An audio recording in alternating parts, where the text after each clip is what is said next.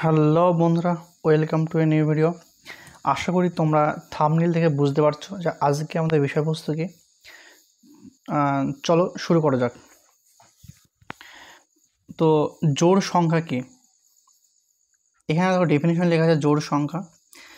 জোড় সংখ্যা হলো সেই সংখ্যা যা দুই দ্বারা সম্পূর্ণরূপে বিভাজ্য, অর্থাৎ যে সংখ্যাকে দুই দিয়ে ভাগ করলে কোনো ভাগশেষ থাকে না সেই সংখ্যাকে জোড় সংখ্যা বলে। এবার কোনো সংখ্যা দুই দ্বারা ভাগ করা যাবে, এর কন্ডিশনটা কি? আমরা কি জানি সংখ্যা নর্মালি একক, দশক, শতক হয়।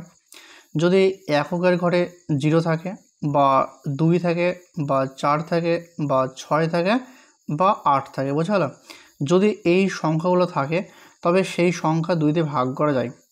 যেমন একটা এক্সাম্পল নিয়ে আমি ধরো 9992 নিলাম, বোঝা গেল? এখানে এককের ঘরের সংখ্যা কত? সংখ্যা 2। তাহলে এই সংখ্যাটা দুই দ্বারা ভাগ করা যাচ্ছে, তার মানে এই সংখ্যাটি একটি জোড় সংখ্যা। যে কোনো সংখ্যা নাও, ধরো একটা সংখ্যা নিলাম 9906 নিলাম। এটা হচ্ছে এককের ঘরের সংখ্যা, এটা একক, এটা দশক, এটা শতক, এটা হাজার।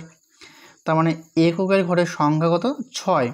আমি কি বললাম যে এককের ঘরের সংখ্যা যদি 0 অথবা 2 অথবা 4 অথবা 6 অথবা 8 থাকে তাহলে সেই সমস্ত সংখ্যায় দুই দ্বারা ভাগ করা যায়, অর্থাৎ এই সংখ্যাটা দুই দ্বারা ভাগ করা যাবে। তার মানে আমরা বলতে পারবো যে এই সংখ্যাটা জোড় সংখ্যা। এবার একটা সংখ্যা নিলাম ধরো 8948, এই সংখ্যাটা দুই দ্বারা ভাগ করা যাবে।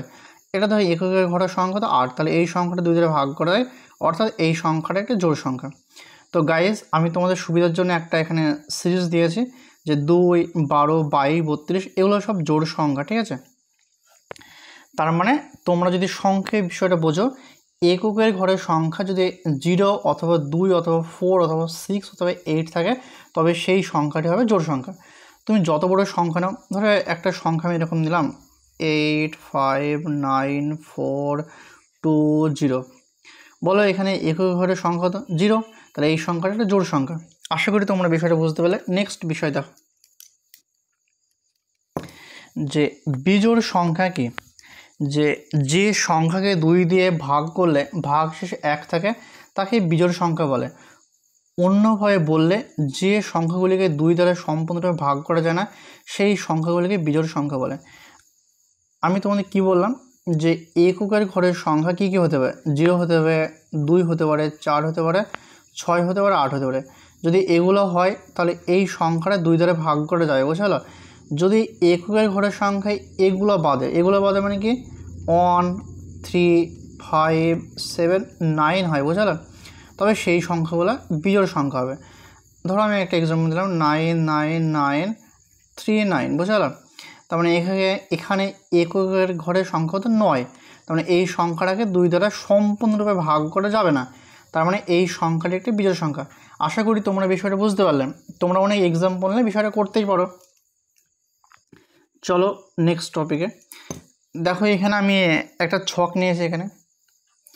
এখানে বোল্ড কালারে যেগুলো মার্ক করা আছে, যেগুলো গাঢ় কালারে, যেমন 2, 4, 6, 8 এগুলো সব জোড় সংখ্যা, ওকে?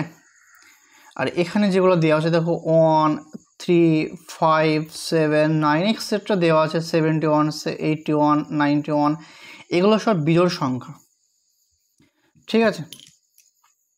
চলো এবার আমি তোমাদের শেখাবো মৌলিক সংখ্যা কি। দেখো অনেকের কনফিউশন থাকে যে বিজোড় সংখ্যা এবং মৌলিক সংখ্যার মধ্যে। আশা করি তোমরা এই ভিডিওটা দেখলে তোমাদের এই বিষয়টা খুব ক্লিয়ার হবে। দেখো মৌলিক সংখ্যা হলো সেই স্বাভাবিক সংখ্যা যা এক এবং সেই সংখ্যাটি ছাড়া অন্য কোনো সংখ্যা দিয়ে বিভাজ্য নয়, বুঝলো? তো এখানে ডেফিনেশন আর একটু মনে রাখতে হবে যে মৌলিক সংখ্যা অবশ্যই একের থেকে বড় হতে হবে, বুঝলো? বিষয়টা হচ্ছে যেমন যদি বলি আমি 2 কি মৌলিক সংখ্যা, তো 2কে দেখতে হবে যে 1 ও সেই সংখ্যা নিতে, মানে 2 এই সংখ্যা ছাড়া অন্য কোনো সংখ্যা দিয়ে ভাগ করা যাচ্ছে কিনা, বোঝা গেল? দেখো 2কে 1 এবং 2 এই সংখ্যা ছাড়া অন্য কোনো সংখ্যা দিয়ে ভাগ করা যাচ্ছে না, অতএব 2 একটি মৌলিক সংখ্যা। যদি 3 বলি, দেখো 3কেও 1 ও সেই সংখ্যা মানে কি 3, দেখো 1 ও 3 ছাড়া অন্য কোনো সংখ্যা দিয়ে ভাগ করা যায় না, তাহলে 3ও মৌলিক সংখ্যা। দেখো 4, দেখো 4কে দেখো আমি 2 গুণ 2 গুণ 1 একে লিখতে পারি। তার মানে 4কে আমি কি হচ্ছে বিষয়টা 4 গুণ 1 ছাড়াও 2 দিয়ে ভাগ করা যাচ্ছে, অর্থাৎ 4 মৌলিক সংখ্যা নয়। এবার তোমরা জিজ্ঞেস করতে পারো 1 কি মৌলিক সংখ্যা? না, 1 একটি মৌলিক সংখ্যা নয়, কারণ মৌলিক সংখ্যা ডেফিনেশনে বলা আছে যে 1-এর থেকে বড় হতে হবে। কী হতে হবে? মৌলিক সংখ্যাটা অবশ্যই 1-এর থেকে বড়। আশা করি তোমরা বিষয়টা বুঝতে পারলে। 1 কিন্তু মৌলিক সংখ্যা নয়, বোঝা গেল, কিন্তু এটা হচ্ছে বিজোড় সংখ্যা, বোঝা গেল। চলো নেক্সট টপিকে দেখো যে যৌগিক সংখ্যা কি। যে যৌগিক সংখ্যা হলে সেই সংখ্যা যে যা 1 এবং সেই সংখ্যাটি ছাড়া আরও একটি সংখ্যা দ্বারা বিভাজ্য। অন্যভাবে বললে যে সংখ্যার দুটি বেশি গুণনীয়ক থাকে তাকে যৌগিক সংখ্যা বলে। উদাহরণ 4 একটি যৌগিক সংখ্যা, কারণ এটি 1, 2 ও 4 দ্বারা বিভাজ্য। বিষয়টি কি হচ্ছে? বিষয়টা হচ্ছে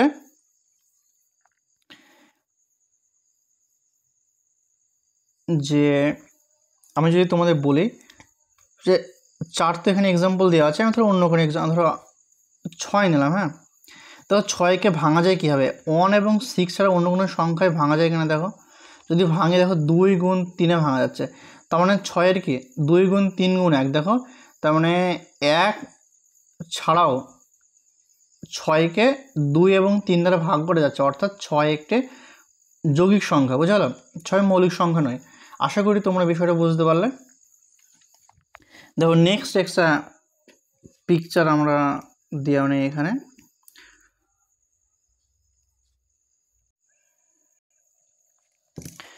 তো আমি তোমাদের এমসিকিউ প্র্যাকটিস করবো এবার, যাতে তোমাদের কোনো কনফিউশন না থাকে এই বিষয়ে। দেখো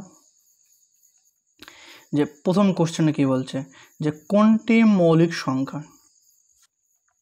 আমরা যদি মৌলিক সংখ্যা ডেফিনেশন দেখি তাহলে দেখতে পাবো যে 7 একটি মৌলিক সংখ্যা। কারণ কি 7কে 7 এবং সেই সংখ্যা মানে 1 ছাড়া মানে 7কে 7 এবং 1 ছাড়া অন্য কোনো সংখ্যা ভাগ করা যায় না, অতএব 7 একটি মৌলিক সংখ্যা। এই 4 মৌলিক সংখ্যা নেয় কারণ কি এটাকে 2 গুণ দিয়ে ভাগ করা যায়। 9 মৌলিক সংখ্যা নেয় কারণ এটা 3 গুণ 3-এ ভাগ করা যায়। 15 5 গুণ 3-তে ভাগ করা যায়।